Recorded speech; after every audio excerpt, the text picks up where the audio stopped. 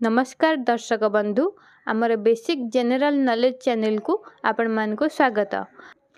आज वीडियो रे आम भारतीय संविधान प्रणयन सभा संपर्क में केतक गुरुत्वपूर्ण प्रश्न उत्तर आलोचना करिबा। चलंतु आरंभ करिबा आज वीडियो।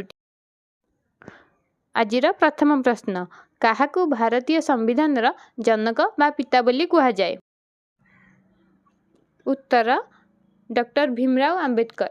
तांकर आम भारतीय संविधान प्रति गुरुत्वपूर्ण अवदान थिबारु तांको भारतीय संविधान रा जनक रूपे धरा जाए।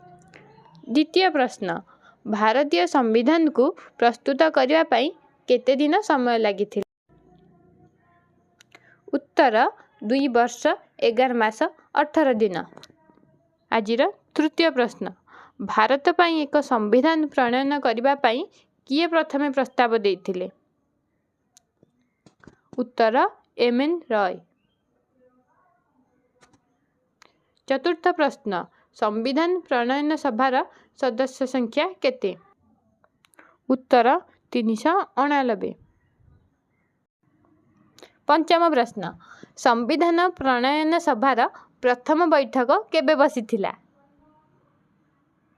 उत्तर, 1946 मसीहा डिसेम्बर 9 तारिख। षष्ठ प्रश्न, संविधान प्रणयन सभार स्थायी सभापति किए थिले? उत्तर जानिथिले जल्दी आपण माने कमेंट करंतु। उत्तर, डॉक्टर राजेंद्र प्रसाद। सप्तम प्रश्न, संविधान प्रणयन सभार ड्राफ्टिंग कमिटी बा चिठा प्रस्तुत कमिटीर अध्यक्ष किए थिले? उत्तर, डॉक्टर भीमराव अंबेडकर। अष्टम प्रश्न, भारतर संविधान केबे गृहीत होइथिला? उत्तर, 1949 मसीहा नवेम्बर। नवम प्रश्न, संविधान स्वीकृति हेबा समय रे एथिरे केतोटी धारा, केतोटी भाग और केतोटी अनुच्छेद थिला?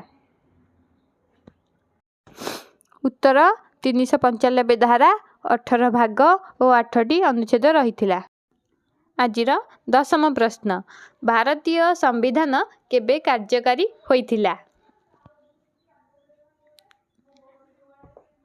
उत्तर, 1950 मसीहा जनवरी 26।